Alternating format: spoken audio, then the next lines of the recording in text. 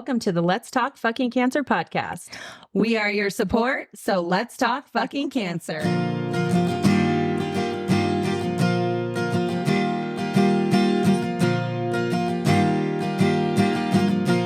Welcome to the studio and to our first official episode of Let's Talk Fucking Cancer. Hello. I am here with my co-host Colette. Hi. And our fabulous producer Julia. Hello. So this is our first spotlight series, or our first spotlight episode. I'm nervous. It's on me. You kind of buried the lead there. I did.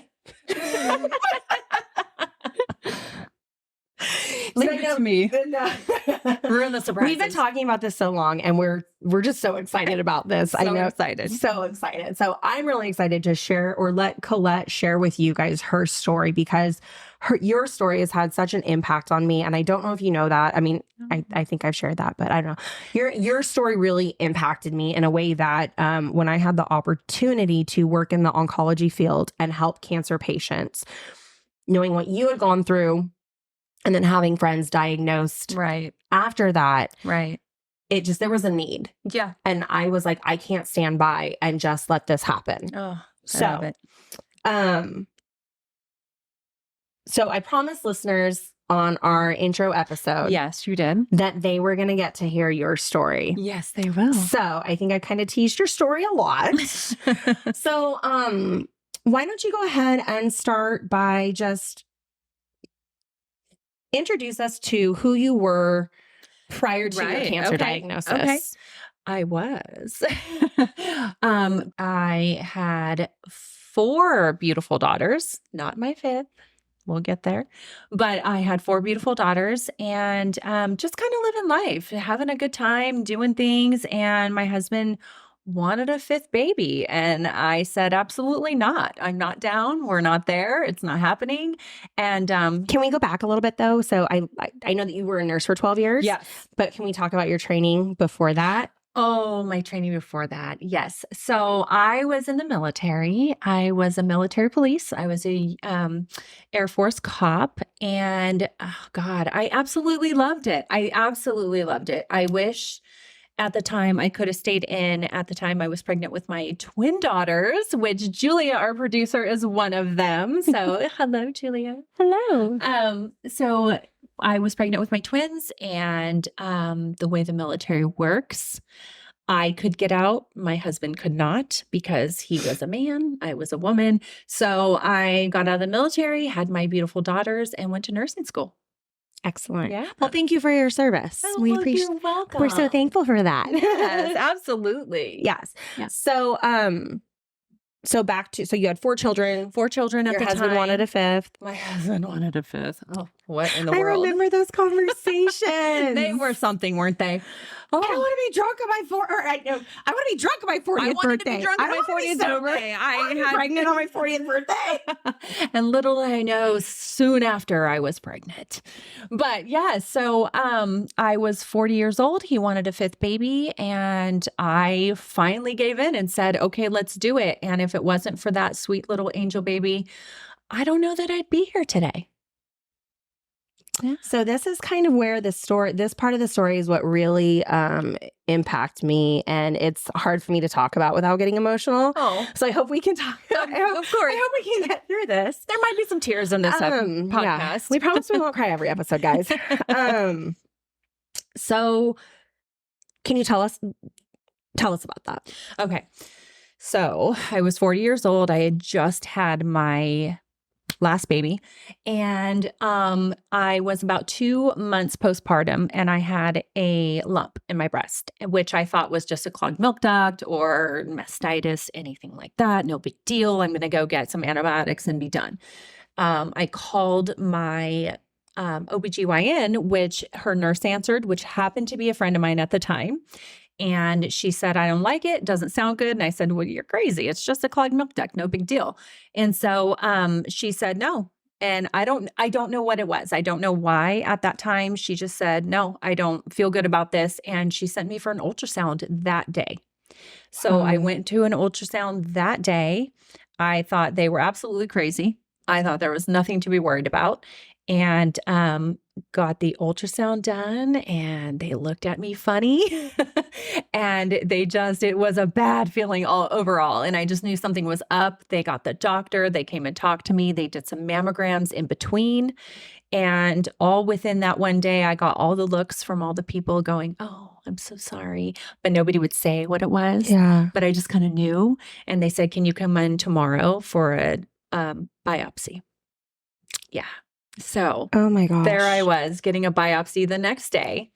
And so Tuesday was my ultrasound and mammograms. Wednesday was my biopsy. And Thursday, December 1st of 2016. My gosh.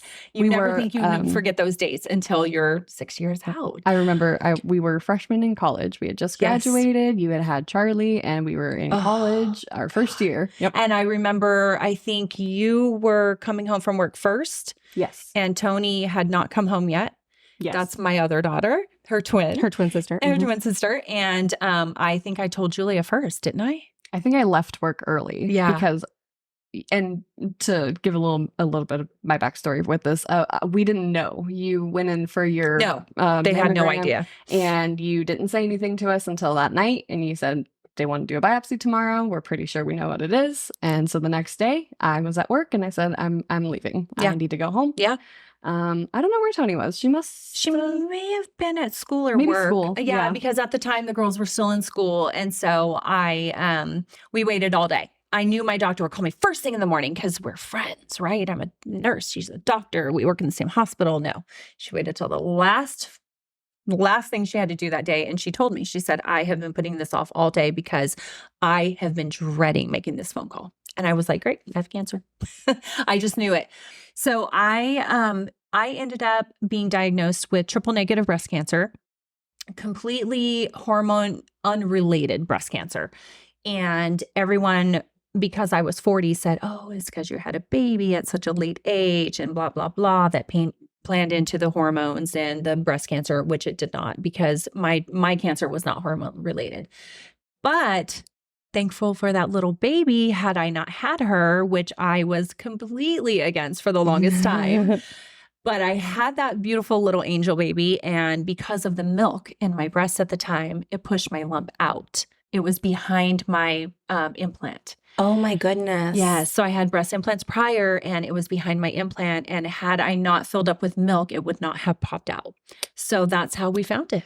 Oh my gosh. Right. Wow. Crazy.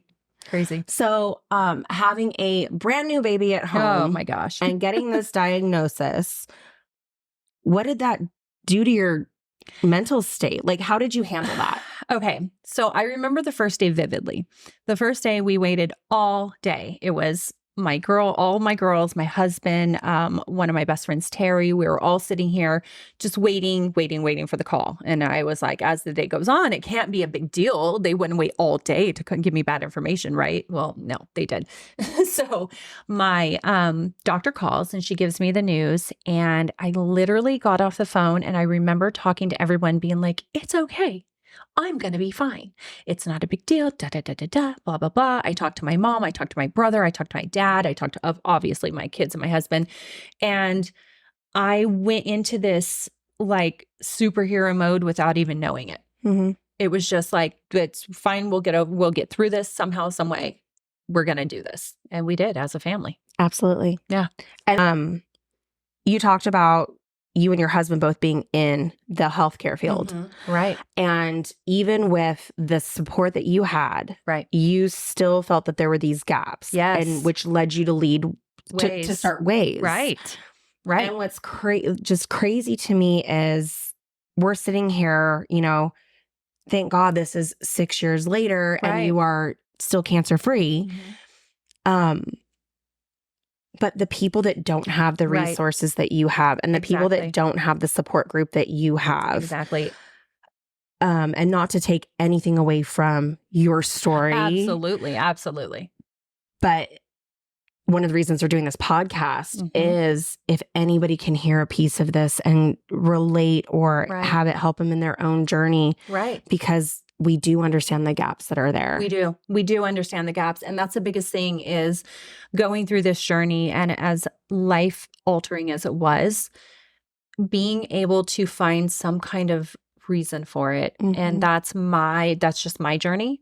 I'm not saying that's everyone's cancer journey. That's my cancer journey. Just finding a reason for it, finding an outlet for it, finding a way to give back is how I feel like we're going to continue to do better in this cancer journey.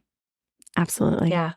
And that's kind of one of the things that led me here too, is I work in the cancer field. Right. You see it all the time. Well, not only that, but my livelihood Right. is dependent on that. Right. And I don't just want to take from this space. Sure. I want to give back to this space. Yeah. Because the reason that I even got into this was just being afraid. Right. You know, my grandmother was diagnosed. By the time she was finally diagnosed with cancer, she had stage 4 endometrial cancer. Oh, no. So we basically just had to, Right. make her last days comfortable. Right. And I don't want to be at that point in my life. Right. I want to be educated. I want to know. And if I do ever get that diagnosis, I know that I am in the best place because I have the best support system. I'm supported by the best people. Right. And that's what Waze wants to be to people. Waze wants to be there when you don't have any, or even if you do have people, we want to be there for you. We just want to take that burden off your shoulders. Yeah. Because it's what people did for us in the middle of my cancer journey. We kind of are plugging in things where that's what people did for us. Yeah. When my husband, he would work all night. He's an amazing, the most amazing man, and just works all night and would come home and take me to radiation, take me to chemotherapy. He would do the things where I had family and friends going, hey, let him sleep. I'll take you. Even though he never took them up on that. I could have. There's other people who don't have transportation, who don't have someone to one person, let alone a couple people saying, hey, let me take you, or, meals. Who's going to cook for you? You surely don't feel up to it. You definitely don't feel up to it. You don't want to go grocery shopping. I don't think I grocery shopped in like 6 months when I was going through it. I was terrified to go out. And also just, you're bald. You lose your hair, you lose your eyebrows, you lose, you kind of lose your oomph. And I just definitely, there were so many things playing into me not leaving this house, especially without a support system. So we want to be there for those people who we can help out. And even if you have a strong support system, we can just take some of the pressure off your shoulders. Yeah. Yeah. And if to give you the confidence to go grocery shopping. Sure. Without your hair and eyebrows. Sure. I remember the first time I went. That's not what makes you you. No, that's not where your value lies. Right. But I understand that it's such a part of your identity. It is. And when I remember the first time I went out grocery shopping after chemo and radiation, I was still bald and I was wearing a handkerchief. What's it called? Bandana. A bandana. Yes. Sorry. A bandana on my head. That was my go-to, was a bandana. I had my bandana on and I was like, okay, I'm going to Rayleigh's. Whew. And it was a big deal. It was a really big deal. And Tay was like so proud of me for going. And I grocery shop all the time. Come on. I've done it. I'm a 47-year-old woman. I have grocery shopped a million times, but that period of time, it was a really big deal. And he put a post out to all of our friends and family that was like, hey, she went grocery shopping today. And it's just being able to build back that confidence in the cancer survivor or the cancer thriver, and just building that confidence back up to just go out in public and do your normal life and be able to maybe find some joy in that. Yeah. Yeah. And if that's not your journey and you're not there, that's okay. That's okay. Absolutely okay. We are not saying that this has to be your journey. No. And if you don't feel like finding joy today, that's okay. That's okay. Absolutely. Please don't think that we're saying that you have to be. No. We are not about toxic positivity here. No, absolutely not. We're about reality. We're about today. We're real about people telling our real stories. Real stories, real life. And we might not always get it right, but we'll try. We'll try. We'll try really hard. We're going to really try, guys. I think a lot can be said too about acknowledging your fear and your sadness and your anger in the midst of it, instead of what I think you had done for a while, which was go 5 years. into survivor mode, and really kind of supporting all of us. Yes. While we were dealing with our fears. Making sure that everybody was okay. Yes, absolutely. And that's a big thing. I will talk about this in a later episode for sure, mental health, but I will be 1,000% open and honest. I did not take care of my mental health. I would rather take care of my clients' mental health and make sure they were on the right track. And I felt like I was doing. Were you hiding? Yeah. Of course I was. Absolutely. And I just was pushing myself into the world of let me help them. That will make me better. And I literally didn't start counseling till it's been less than 1 year ago. I started 1 year ago and I'm 6 years cancer free. And so I just started therapy. Okay, this is honestly news to me. I know. I saw the look on Leah's face when I said that. We have our own therapist and I just started therapy. What? And it's because I know it's everybody's own journey. But yeah, I was the worst. I was the worst because I thought I was doing the work that would make me happy, which it does make me happy, but I wasn't mentally clear. So it took. I think you set me up with a therapist before you were even done with treatment. I'm good at that. I'm good at that. I will totally help you. Colette, have you heard of the oxygen mask? What's allegory? Put your oxygen mask on first before you put it on. No, I'm the worst. I'm the worst. But you tried to save everyone else before you saved yourself. Yeah. But I finally got there. Good. And it's been fantastic. I made a joke to my therapist the other day that I was on my way to graduation. She said, I don't know if you're going to graduate, but you'll always be able to call me. So, but it's so important. And I know that when you get there, you'll get there. And I know, you know what I mean? When it comes to mental health and therapy, I push it like it's nobody's business. I'm like, come on, you got to go. It'll help you so much. But it took a long time for me to take my own advice. Yeah. But here we are. And I'm a year in almost. You know what? a You're year, here. not It doesn't quite. matter how you got here, how long it took you to get here. You're Right. here. Right. And that's what matters. So here we are. Because it is truly your own unique journey. Right. And you have to be ready to do the work. Otherwise, you're going to waste your time, Right. waste the time of your therapist. Absolutely. Absolutely. Yeah. So, I mean, but it's hard and that's scary. It's really hard. And I definitely feel like I hit a rock bottom at the last bit of last year. I was mentally just gone. I was not okay. I was struggling so much. But let's also can I give some context to this? Absolutely. You had gone back to work. Yeah. You were running the organization while working full time, while raising 3 children and supporting 2 adults. I don't mean supporting, but being there. Supporting in the way that absolutely I'm supported. A nice mom. Yeah. Very generous mom. No, but I meant yeah, a very supportive, very present Yeah. parent. Full plate. Yeah. And so I was also honestly coming up on my 5-year anniversary. I have to admit, it was terrifying, absolutely terrifying, because you hear the stories that, oh, you're 5 years. We let go of you now. You're gone. We're done with you. And I wanted no one to be done with me. I wanted them to continue to look over me forever. And so when I went to my doctor, I had worked myself up for the better half of the year. And I was like, I'm terrified. You're not going to see me anymore. And she said, what are you talking about? I'm going to see you next year. We're just on yearly visits now. And I was like, okay, I'm good now. She'll see me this year. Now this year, I'm not so scared. Yeah. But it was getting let go of from your care team who has been with you since the beginning of your diagnosis. That was terrifying.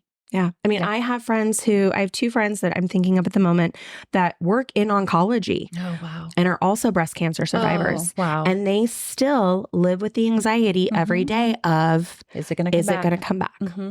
And that is something that we'll definitely digged way deeper into, because it's one of the very first things I learned of in my support group, that the feeling of feeling lost and forgotten and just pushed aside at the end of treatment is real. everyone says, you're done. You should be happy, blah, blah, blah. It's not real. It's terrifying.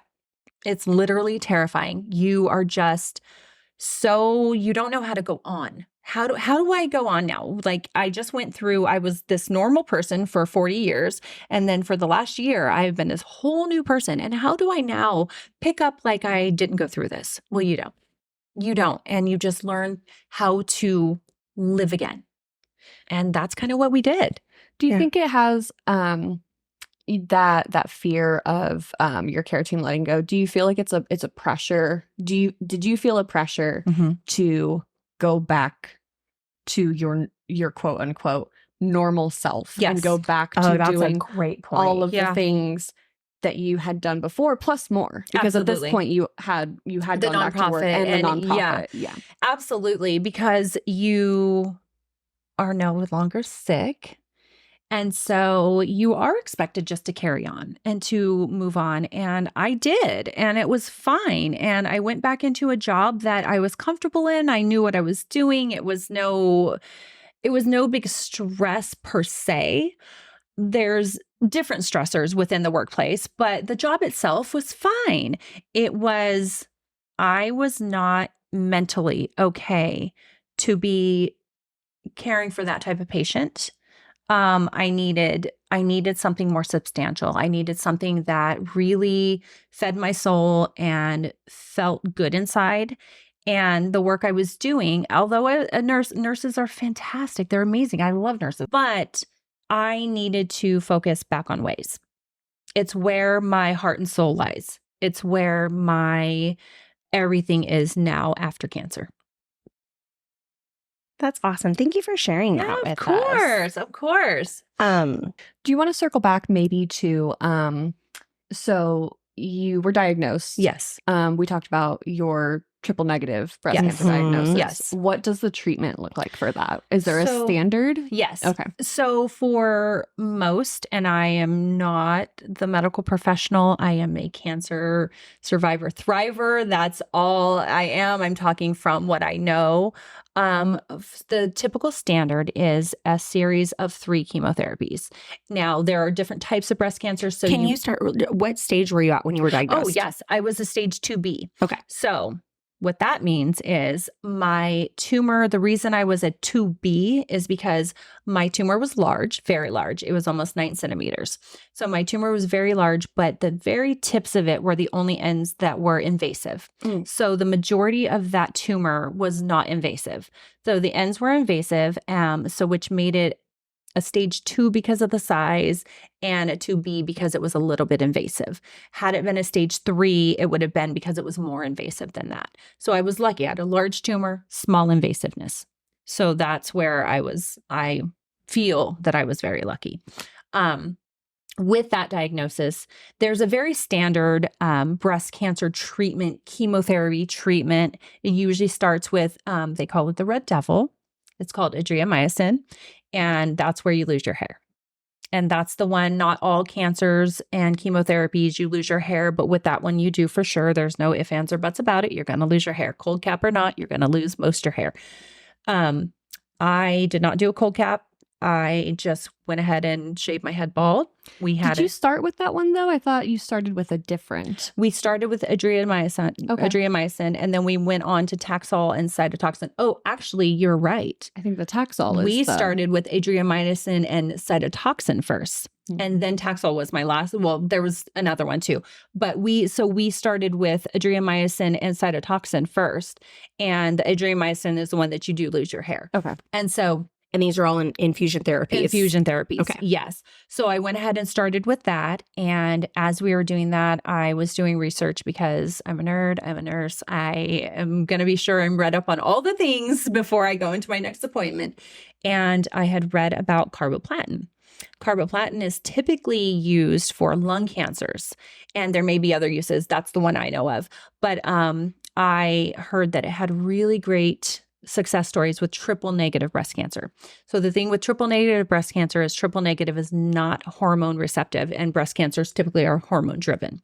So having said that, when you go through your breast cancer treatment, you usually go on hormone therapy afterwards. We cannot. There's no reason to, because it has nothing to do with our hormones. So we have nothing after chemo to go off of. So we're just praying hard that that chemotherapy works the best it can.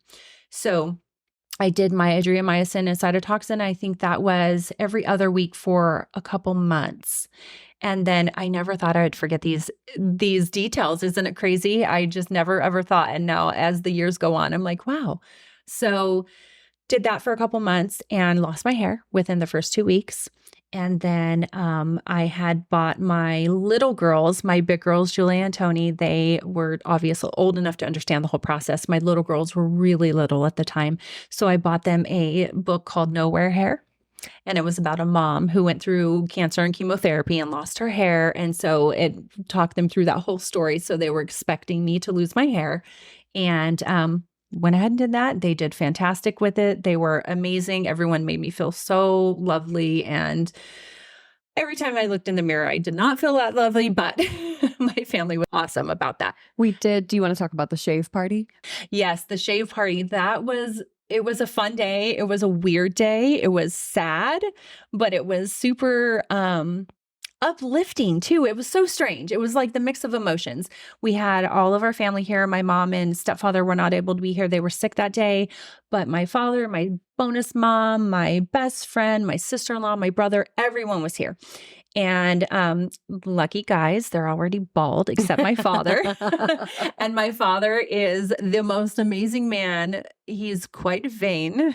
He's got a good head of hair. He's got a good head of hair. He does. He has a great head of hair. And he told me he would shave his head with me. And he told me also we were going to be the ugliest bald people ever. And when we were done, he said, "Damn, we look good." Oh. No, he said, "Damn, we look good." And I said, "Yes, we do, Dad." Although I didn't think I did. But so we did the shave party. My kids cut my hair into a bob. They cut different lengths. They did a mohawk. They did all the things. Oh my gosh, how fun. Yeah, and we have all the pictures. We can post them one day online if we want. Yeah. We have all the pictures, and then we shaved it fully. Mm-hmm. And crazy thing, and we'll talk about this more in tips and tricks, but when you shave your head for chemo, that's not the last hair you're going to lose. So you shave your head, and then what's left, the stubbles, it ends up falling out later, and it's so sore.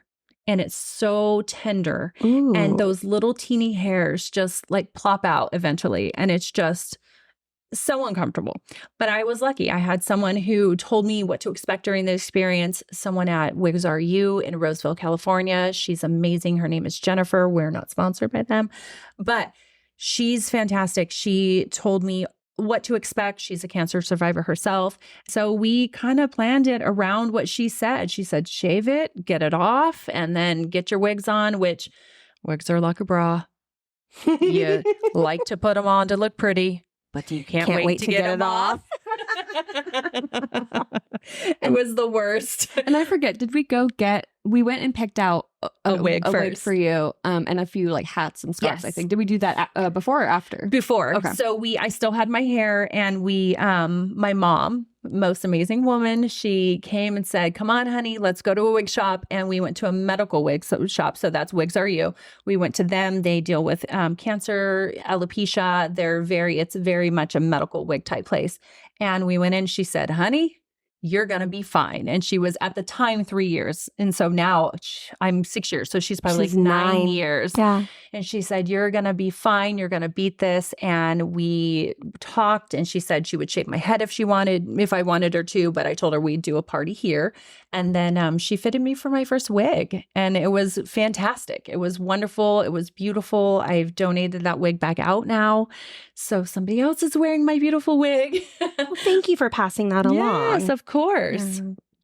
So what, and so you said it was a couple weeks. So when you were done with chemo, what did life look after? Like you said, your care team is just like, "Okay, you're done. Here you go." Right. Well, so after chemo, chemo was from December to March, I think, of 2017. Yeah. Yeah. So it was until March. And then I had surgery in May. My tumor was still there. So it shrunk my tumor. My tumor was almost gone, but I still had a tumor inside me. And the reason they kept the tumor in the whole time, they needed to see how the chemo was going to work on the tumor. So it did a great job on it. There was still some in there, but we were definitely very hopeful because of how well the chemo did. So they went in for surgery on May 24th of 2016. 17. I keep saying 16. Yeah, 2017. And You used to know all these dates. I know. The longer you get away from your date, it's so crazy. I never thought I'd forget any of these details. But I think that's a sign of healing. I do too.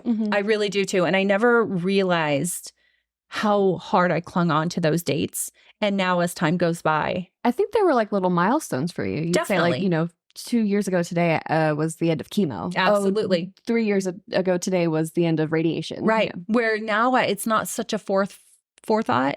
It's very much like oh yeah, this was my, so I just celebrated my 6th chemo anniversary, so it's like very nice. And my 6th all done anniversary is coming up in August. So it's interesting. It's a very strange journey, but we definitely, I went through chemo and then I had surgery May 24th, recovered from that and started radiation right after. Went through several months of radiation and finished in August of 2017. Nice. Yeah. And can you remind us, did you have a lumpectomy or a double mastectomy? I had a double mastectomy, Right. which they suggested only a single. They said a double would not make a difference. And it was my choice, my body, my choice. And I definitely, yes. I definitely said, take them both. I don't care about them. I don't need them. I had them reconstructed. If you do, if you don't, it's your choice. I had them immediately reconstructed and it is what it is. They're not beautiful, but they're here.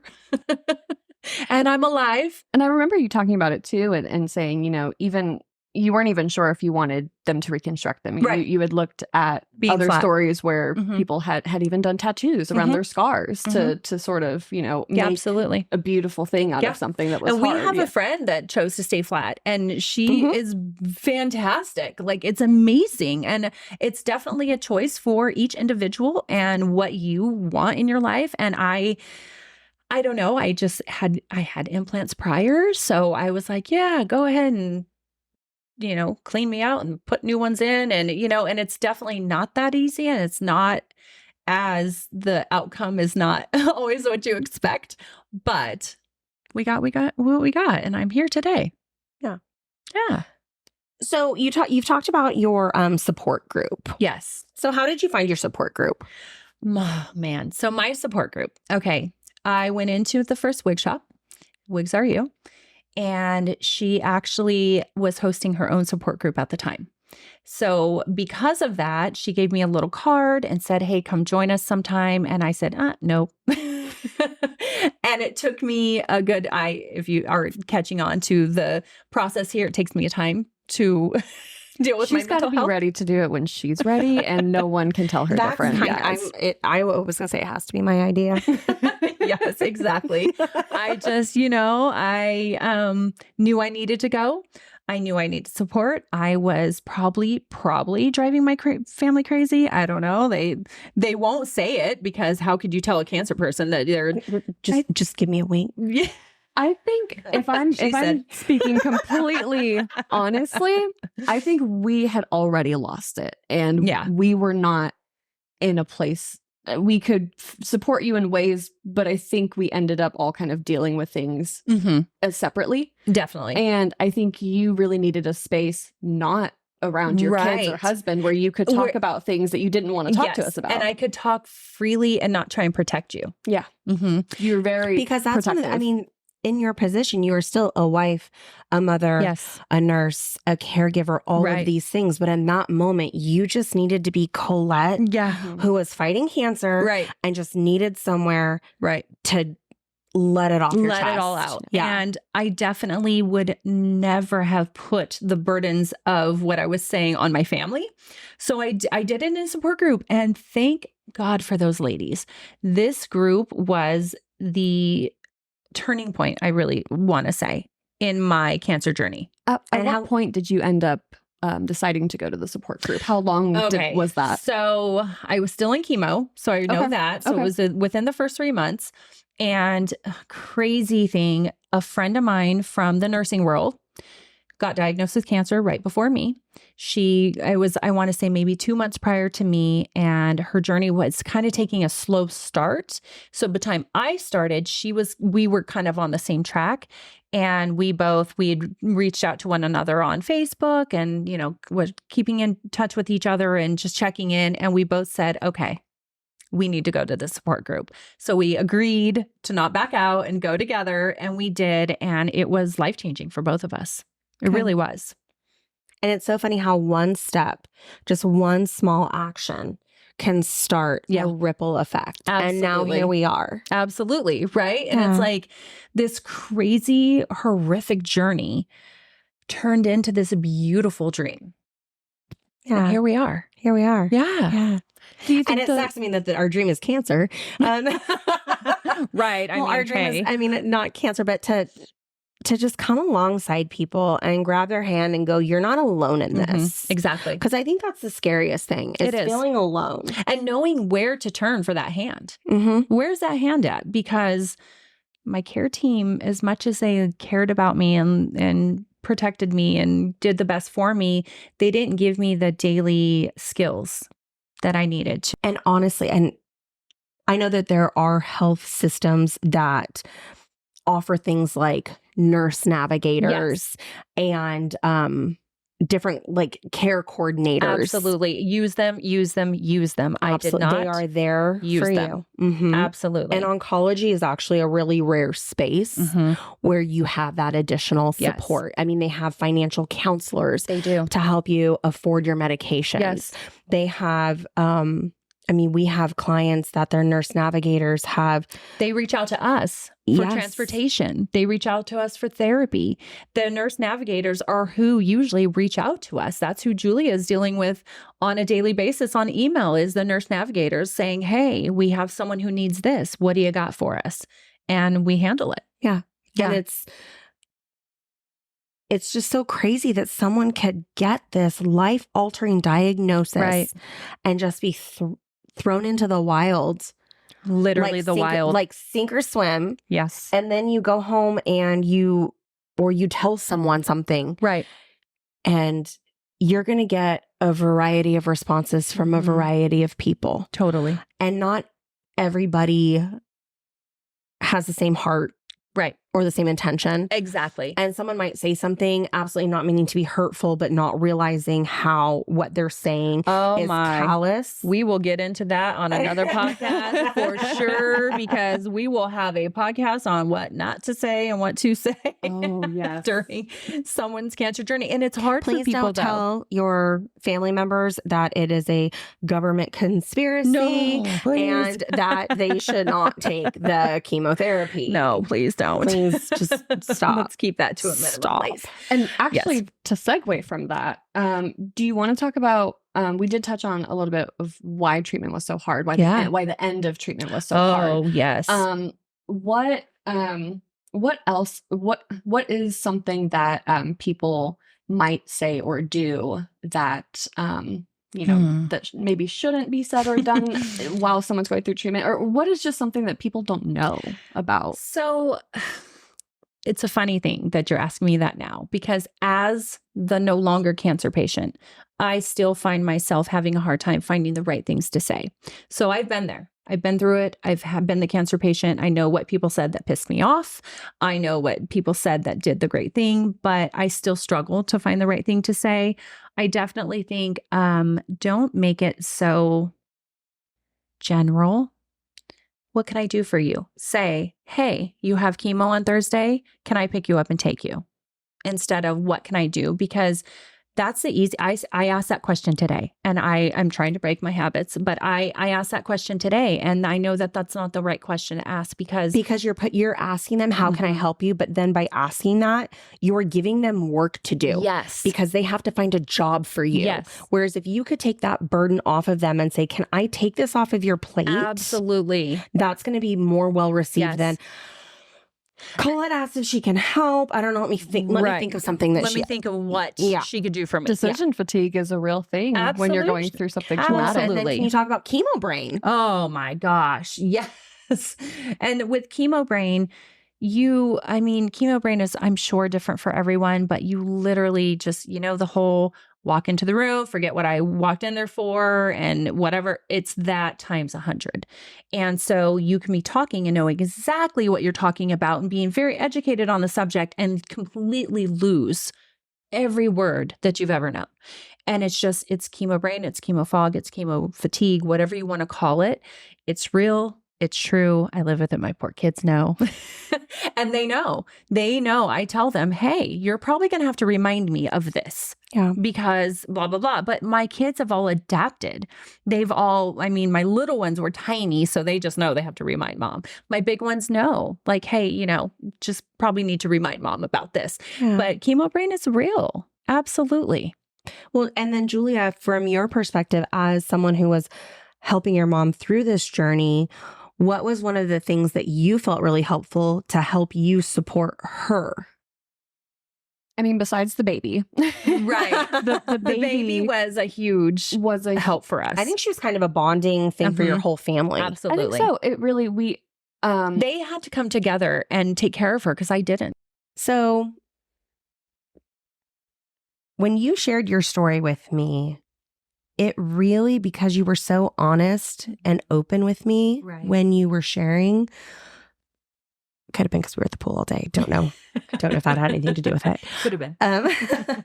But what you told me, it shook me to my core because I had never thought of, I don't have children, so I had never been in that position. And so I want you to, if you wouldn't mind sharing with our listeners, your story, because, and I think you know what I'm talking about, the part of your story that changed the way that I look at cancer and people who are diagnosed with cancer. Right. So we had talked about how I had just had my baby and she was only 2 months old. I have 5 amazing children, and momming has been probably I want to say easiest yet hard job, but I felt like I was really good at it. And you are. Thank you. I love being a mom. But when I had that baby and I was diagnosed with cancer, it shook me to my core in the sense that I didn't know how to mom while going through treatment. And one thing we hadn't talked about yet was my husband's mother-in-law moved in. She moved in and she Your husband's mom. Yeah, what did I say? Your husband's mother-in-law. That'd be your mom. Which your mom did come, my grandma. My mom did. She did come for a bit. But one of the things we hadn't really discussed was my mother-in-law moved in. My husband's mother she had been here and she was visiting, and then she went back to Kansas and I got diagnosed, and she called me and she said, just tell me what you need. And we said, we need you to come back. I have a 2-month-old baby and I don't know what to do. And she literally came back right away and she started parenting my baby for me. She took her, my baby slept with her grandma in the spare room in a crib for almost a year. And so it really took that waking up with your baby in the middle of the night, breastfeeding your baby, doing all those things. It took it away from me. Not that she did, cancer did. Right. She came in and helped me where I needed. And I can't even tell you in words. I can't even find the right words to describe my gratitude for her, but my also dealing with not connecting with my baby. But in your defense, you did that out of love for your baby because you didn't think you were going to be around. Right. You were worried you weren't going to be around, and you wanted her to bond with someone, with a mother figure that was going to be here. Right. And it was crazy because it was out of necessity that I needed the physical help. I needed someone to help me wake up with the baby and help me do all the things. And the twins were here and doing all that as well, but they had school. They were children at the time, even though they were 19. 19. Yeah. It was our first year in college. Right. And, but we were working. And right. And it wasn't, I couldn't have them take on the parenting a baby role as much as they helped me already. And then they did amazing with her. I needed a stable other parent here where my husband was working all the time. And I was here, but I was sick. I couldn't hold my baby. I was exhausted. I was, just really struggling. And I felt like I wasn't connecting with her. Yeah. And that was really, really hard. So what changed that? When did that connection come in? That connection came in after I went to my cancer care support group, and I was crying to them one day, and I was telling them, I said, I just don't feel that connection. I love this little human being like nobody's business, but I'm not doing the things. I'm not breastfeeding her. I'm not waking up with her at night. She's in my house, but she was downstairs with my mother-in-law, and it was really heartbreaking because I just really felt like I just wasn't having that connection. So I told them about that. And the leader of the group looked at me and she said, go home and hug your baby, cradle your baby, and connect them with that baby. That is your job now. And I was like, okay, I will. Oh my God, I'm getting like choked up. And let's remind, everyone too that it's that 48-hour period after treatment that is super important. That you didn't want to touch us. Mm-mm. You slept on the couch on a sheet, and you didn't even want our dog to sleep with you, even though he did. He did. You physically couldn't. They Right. wouldn't let you breastfeed, hold her, sleep with her. Right. So it wasn't your choice either. Right. It wasn't my choice. And that was the thing too, is it was taken from me. And I wasn't having this child to then have her taken from me in the sense that I can't be that mom that I was. So going back and listening to what my support group leader was saying, I took it to heart. I really came home and kind of did my homework, like in between not feeling well or the 48 hours where I couldn't hold the baby. I really worked on rebuilding my relationship that I hadn't really got to even start with her. I mean, I did, because you have that natural bond when you're having the baby. But I had to really go back and work on it, and really not just let my mother-in-law take care of the baby, because she was totally doing it and happy to do it. But I had to involve myself more, even when I didn't feel good, and ensure I was there for all those little milestones. Good. Yeah. So what did that look like? It actually was hard, but it was good because my mother-in-law she does not overstep ever. She is very cognizant of what she's doing and how it might make me feel or my husband feel. And so she was always sharing things with me. And she would be in one room with the baby and I'd be in another, and she'd be like, Colette, come here, and we'd go in there and play and see whatever she was doing, whether it was her crawling or taking her first step or whatever it was. And it became a bonding. Me and my mother-in-law have a bond now that I don't think anyone could ever touch, because that woman came and saved me. She really did. I'm so glad you had her. Me too. I always knew I had the best in-laws, but when that time frame came, I could They not. proved it. They beyond proved it. Oh, I love that so much. Yeah. I'm so It's glad they just were so there for awesome. you. Yeah. Thank you. Yeah. Well, because we got you back too. Well, yeah. Well, I mean, no, I think she, with her supporting you and giving you everything that you needed. Yeah, we got you back. Right. It helped me mentally, especially if I wasn't able to build that bond back with my baby.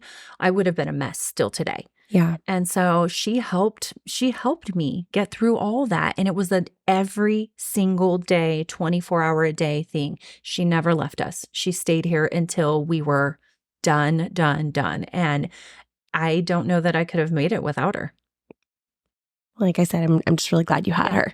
Thank you. Yeah. Have you guys ever heard that recently discovered fact that when you get pregnant, whether or not you have a miscarriage or carry to full term, that you're constantly swapping cells with your baby. Right. And long after you've had your baby or miscarried, you still have some of their cells in your body. And they have proven to fight infections and fight. Really? Yeah, it's Wow.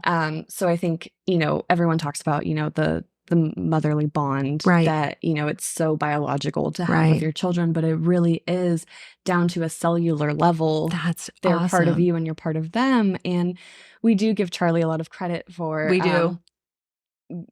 Saving my life. being the angel baby In so many ways. Yeah. in so many ways. So many And I ways. heard that and I thought about that and I was like, wow, I mean, she really was still helping you. She was. And a part of you She throughout was. your journey. Throughout my journey, she was still a part of me. Exactly. It's crazy. And we refer to her as our angel baby all the time, just because, my cancer was different and it wasn't what we expected. And had it not been for her, we probably wouldn't have found it in time. Yeah. And you guys have a great bond. We this do. Day. I mean, she I just refuses to told- leave your bed. She She still does. sleeps in bed with you. She does. And I literally just told her this morning, I walked by and she's standing there looking crazy, being funny. And I said, you're my best friend. And she's like, yeah, I know. And so we were able to build back that connection. Good. As well as with my other girls. The little girls, they were old enough to understand much more than Charlie. The twins obviously knew exactly what was going on, but it helped me be able to become the full parent again. Good. Yeah. I'm glad. They all got you back. Yeah. Honestly, I remember Jen. Yeah. She came over and brought meals all the time. All the time. And it was always Well, something very healthy. very She- superfoods, super antioxidants. She's one of my best friends, and she is a nut about antioxidant, cancer fighting things. She would show up on my doorstep and just shove a thing of Brussels sprouts and garlic in my face and say, these are the #1 cancer fighters, eat them. And we would eat them because she said so. But yeah, absolutely. I think dinners. But and- dinners. yeah. So do you know who started that meal train for us? Was it someone from work? No, it was cousin Kristen.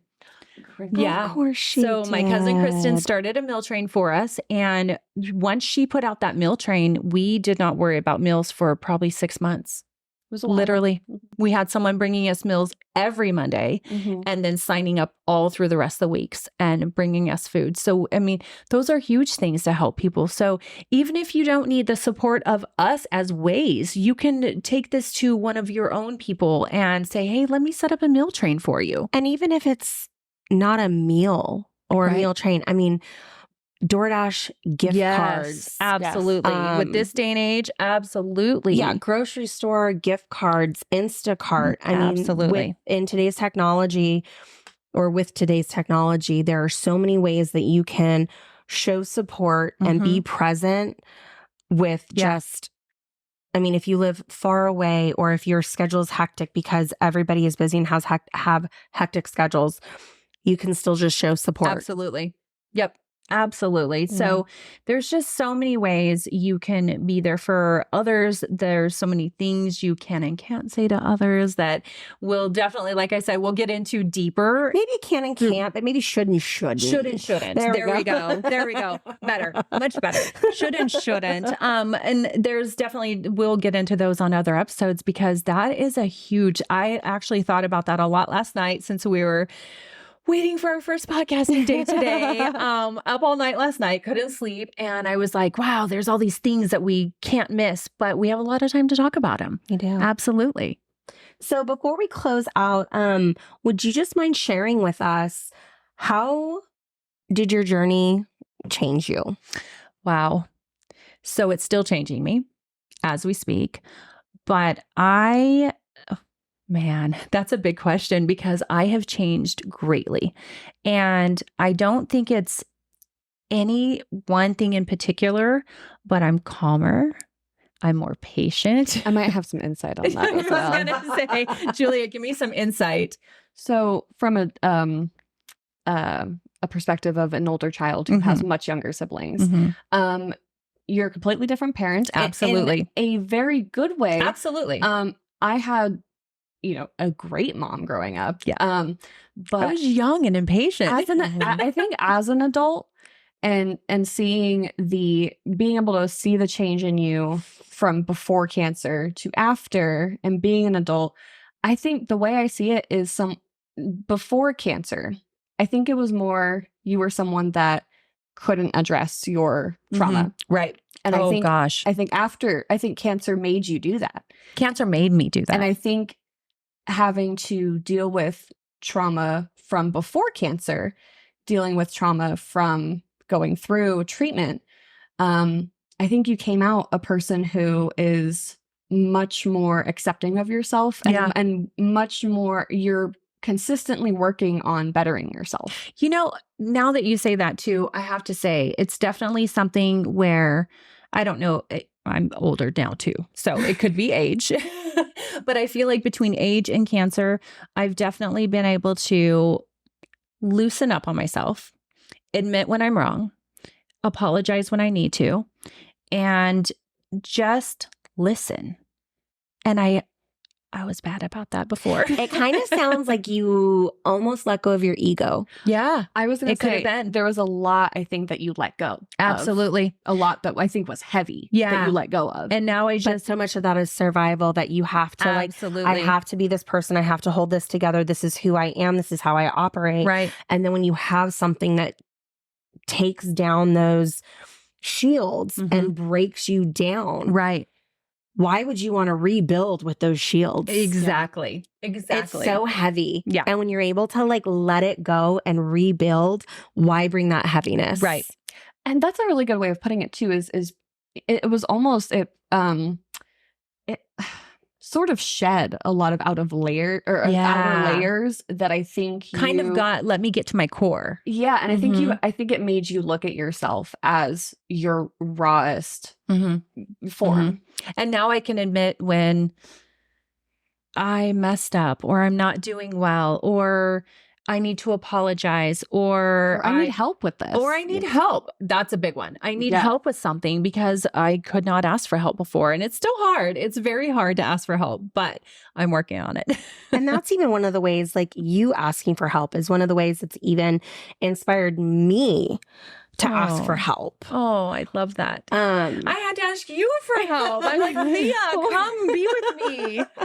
well, I mean, even just there have just been so many times in our friendship when you have just said something so profound to me that's just stuck with me. Mm-hmm. And prior to your cancer journey, yes, we knew of each other. Absolutely. Because, I mean, I know Colette, her cousin is one of my best friends. And we have the kind of friendship, we're a family. We're a family. I would say we're a family We're for a sure. family. We vacation together. We Yes. do things together. And prior to your cancer diagnosis, we didn't have that connection. No, you're right. You're right. I feel like I've opened up a lot more since my cancer journey too. You were Crystal's cousin. Right. And now I'm your friend. Yes. Yes. Absolutely. I'm your family. You're my family. I love it. Can I ask, did you find any healing in external sources? And by that, I mean, did you find any tools or outlets that really helped you Yes. during your journey? Meaning non-medical. Non-medical. So non-medical, obviously, I am a huge proponent of listen to your doctors. Do what your doctors say. Ask the questions. Be your own advocate. But I also love to delve into the natural and the homeopathic and all of that. So I will do the doctor's things with also looking at some of the spiritual sides, the natural sides, and crystals are a huge, huge, huge thing of mine.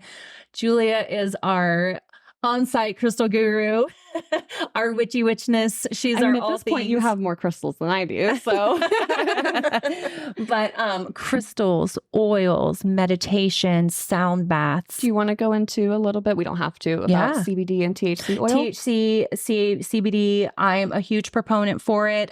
Quick disclaimer: we are not medical professionals. In the sense that we are giving medical advice. We are real people with real stories. Yes. Also, we are located in California where cannabis is legal.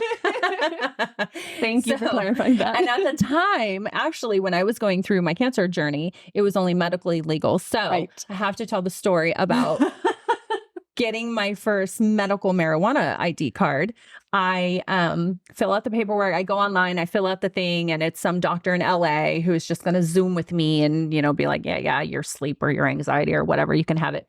And I'm sitting there bald as a new baby. And so I'm sitting there and he answers the Zoom, but he's looking down and he's writing. And he goes like, so you have anxiety, and he looks up and he goes, oh. And I said, no, I have cancer. And he goes, yep, here's your prescription. And when he saw my bald face staring back at him, he was just like, oh, you're real. Oh, you're an actual cancer patient. I'm like, yes, the anxiety is from cancer. Can you please prescribe me some THC? Like nausea, insomnia. So I got my first medical marijuana ID card during cancer, and I was still very, very new to it. I mean, who didn't dabble when they were a kid? But when as an adult, I think you mean teenager / young adult. Yes. That kid. Absolutely. Sorry for shaming you. Your story.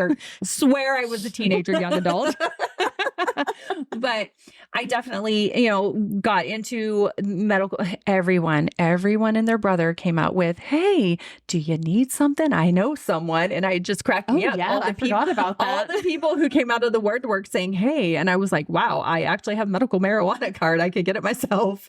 But yeah, so THC, I think, was fantastic, is still fantastic. What were the benefits that you noticed? Definitely with sleep, anxiety, and nausea.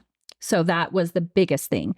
Now, my take on CBD, I think everybody should be taking CBD. I think CBD is amazing. It does need to, from what I have been told, I'm not a professional, but from what I've been told, it does need to be driven with a little THC. So like a milligram of THC to your CBD. So I used to have to give my dog CBD cookies. Yeah. And his trainer said that when I got the bag, she goes, so there's a little bit of THC in it, but that's just for the binding. And I was like, can we get more? Absolutely. And so that was us. So with the CBD, I only used the one that had just a tiny bit of THC to drive it. So you never really felt the THC. But CBD is a huge cancer fighter. I believe in it. What brands do you recommend? Because I know that or do you have any brands that you recommend? Because the market can be so saturated, and like a lot of supplements where there is not any type of FDA regulation, monitoring. How do you know what you're getting is what you get? One of my favorites is from another podcast that Julia knows. Yes. Higher Love Wellness. Okay. Their CBD is amazing. Okay. And it actually is legal nationwide because they don't have the THC factor in it. It does still, CBD has so many other great qualities that, it's a free radical fighter. However, they do ship nationwide. So it does not have THC in it. You can add your own little THC to it if you'd like. Yes. But they have a CBD terp pen that is fantastic. And I had the worst back and neck pain one day, and I could not, nothing was taking care of it. Aleve, Motrin, Tylenol. And I went up and I used that terp pen, and my entire body just went, oh, thank you. And it was just fantastic. I can't remember the name of one of the brands that we tried, but I do remember it was an oil, and it burned. It was. I was straight. I know the alcohol. name, and I won't say it. I won't say it out loud because it's horrible. But be very really careful with the brands you use. Do your research, and be sure that you're getting something nice and pure and clean. Without, and if you can, get it made in the United States. Yeah. Anything produced in China or India does not have the same regulatory guidelines. Oh, very nice to know. And some American manufacturers will go overseas to try to source products cheaper. Oh. And they're not necessarily getting what they say. Okay. So good to know. That's another thing that when you're buying supplements and things that you need to be aware of. And I tend to stay local. I like a lot of California products. We have a very big we have a cannabis very industry up big here. Cannabis industry. So I do trust a lot of the local California products. Absolutely. And this is not promoting smoking THC. No, because you use a lot of tinctures. Tinctures are great. Edibles are great. Smoking is your choice. It is not. Comes with its own risks. It comes with its own risks and consequences. Yeah. So, yeah. how do you look at diet differently now? Did you make any long-term changes to Long-term changes? Mhm. Yes. So there was many short-term changes, many out of control. Just, ugh. I think all I remember are blueberries, garlic, and Brussels sprouts. Yeah. And plant-based everything. Plant-based. I would literally go to every store in the darn city to try and find anything plant-based meats, plant-based anything. I was terrified. And when you come out of cancer, there's a lot of times that you're shown to be afraid of all these things. And so you don't quite know where to go. So Kaiser Roseville has an amazing aftercare program for cancer patients, and they do talk about a vegan vegetarian diet.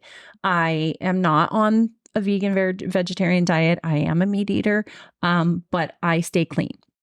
So do I go off of non-clean? Absolutely. But for the majority of this 5 years, 6 years, we've eaten clean. We've done Whole30. We used to do Whole30 every 6 months.